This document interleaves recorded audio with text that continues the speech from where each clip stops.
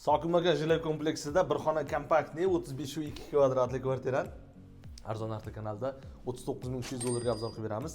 Kirganimizda o'zim bir qo'shqa bo'lib turibdi. Kirganimizda to'g'rida kattakon oshxonasi. Akkuratni holatda turibdi. Hozir xonadon egalari yashab turishibdi. Mana двухлотный kotел, stabilizatorlari bor. Xonadon ichi ham mana issiq bo'lib turibdi. Kirganimizda chap qo'lda zal qismi. O'zi bu yerda narx-navo juda ko'tarilib ketdi.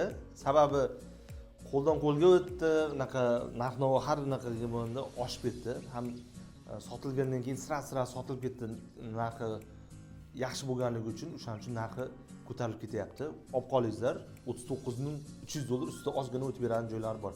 Faqat naqdga sotilinadi. 35.2 kvadrat. Mana gilam chiroyli to'shab qo'yilgan, taxminan 1 razmerli balkoni bor. Balkon endi qorong'i bo'lgani uchun ko'rsatib yotmadik. Sanuzeli birgalikda bo'ladi, ya'ni savmishli. Kirganimizda o'ng qo'lda bo'ladi mana. O'shlaringiz mumkin, yaxshi kafelardan qilib qo'yilgan. Pastdan nomerga aloqa chiqib ko'rasizlar, ulguradigan joyi, bosib oladigan joyi. Turishiga bemalol 200 yillik narsalar qo'yib bersangiz, 300 dollargacha arendab qo'ysangiz bo'ladi. Arzon variantlarni o'tkazib bermoq uchun kanalimizga obuna bo'lib qo'ying.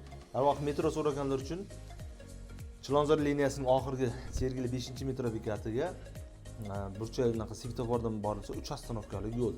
Agar yo'lning narigi tomoniga o'tiladigan bo'lsa, 4 ostanovkalik yo'l. 3 ya'ni 4 ostanovka, 3 ostanovka desa bo'ladi, 4 ostanovka desa bo'ladi.